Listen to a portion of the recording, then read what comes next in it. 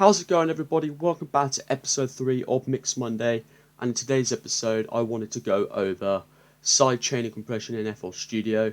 And the reason I label it as an FL Studio, is because I know it's done very differently in other DAWs such as Logic. In the next 2 weeks or so, if you want me to do a video on how to do sidechain compression in Logic, let me know and I will be able to get around to doing that. I won't have that as, like next week's Mix Monday. I'll do that as like an additional video for you guys. I want to switch up each week. I've done quite a bit of compression lately though, so I'll make sure next week is something slightly different. But today I'm going to be doing sidechain compression for kick and 808. That is the most common one, I believe, really, with something like sidechain, because them lower frequencies with like a kick and an 808 or a bass, they compete a lot, it gets very muddy, and sidechain compression fixes that.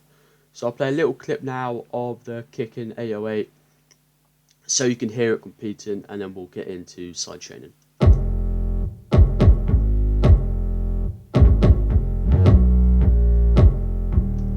So you can just hear it's a little bit muddy, it's competing. So let's start to clean that up. So the first thing we're going to do is we're going to find the 808, open up the channel rack, excuse me, and then we'll get to the kick here, and we will clone it, and I'll put it in channel mixer 14, and then we'll rename and color it. So I'll just rename it 808 for now, and then we'll just give it a color. And then you want to go up here and press left click, and we'll name that sidechain, and we'll give it again just the color chocolate brown. That reminds me of chocolate rain. And then we'll go down here and we'll just start inserting these. There we go. I've just done it for the chorus for now, but you would do it for the whole track where the sidechaining is going to be applied. And then we'll open up the mixer channel, we'll enable the audio, rename it again sidechain. There we go. And then just make it a little bit more obvious, I'll add a separator just to give it a little bit more room. It's good to name things and color code it all, makes your workflow much better. So we're going to now take it off the master, and we'll look for the 808, and we'll right click rather, and there we go, we'll apply sidechain to this. So that is like the first step in setting up the sidechain. In today's video I'm trying not to waffle. I know I can waffle a lot and just talk, and I've noticed a few videos have kind of gone on for too long because I've been trying to over explain things and stuff. So today I'm going to try and be more straight to the point for you guys, to make the video shorter and more easier for you guys to watch and to learn from.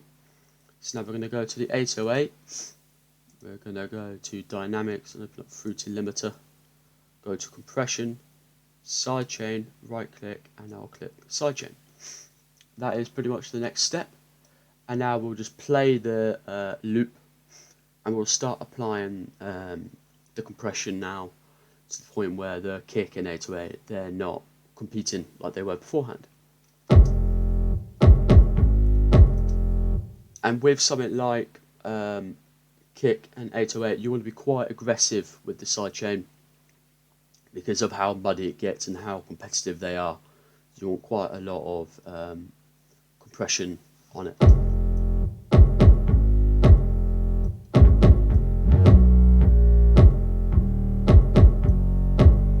So you start to see these little dips appearing here where the kick is coming in, and the sidechain compression is making the audio for the 808 duck to give the basically that breathing space and more presence and room for the kick.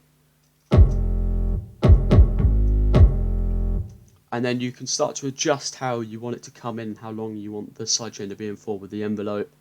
So I'm going to go for around maybe like 3 here on the attack. You know what, maybe around 2 actually. And then with the release, so the release is how long it takes for the compressed sound to become uncompressed. I'm going to have it around, I think, 100. So around there.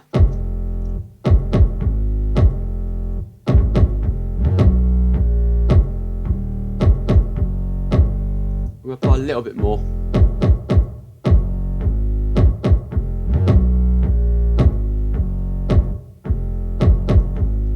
So now if I take off the compression and then apply the compression,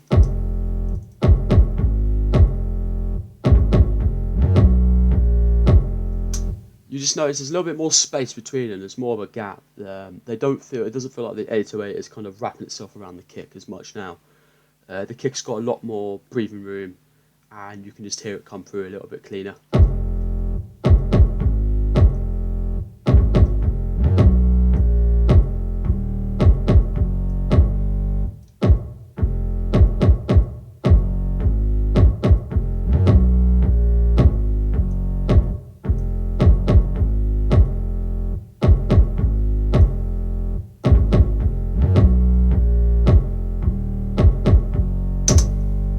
So I'm pretty happy with that, to be honest, guys. I think it sounds good.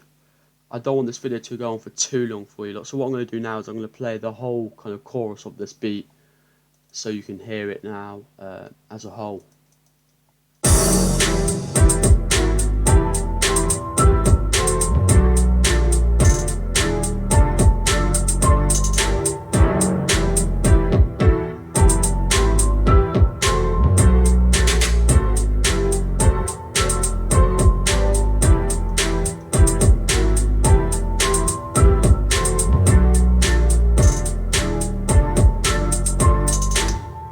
So there you go, you can hear the kick sounds weirdly quiet in this at the moment, but this is an old beat of mine anyways. You can hear it just it's not competing, and the low end doesn't sound muddy at all. It just sounds nice and spaced out. It's got its own room to kind of work in. So that is the video for today, guys, for Mix Monday. It's a bit of a quicker one. I didn't want to drag it on for too long. I know I've been doing it for a while. Please subscribe if this video has been useful, and check out other videos. I'm trying to grow this channel and get my own community going. And follow me on Instagram at uniterical.music.com, uniterical.music on Instagram. Send me a message, I'll always reply. I tend to be quite quick with replies. Like the video if it's been useful, and until next time, take care, guys.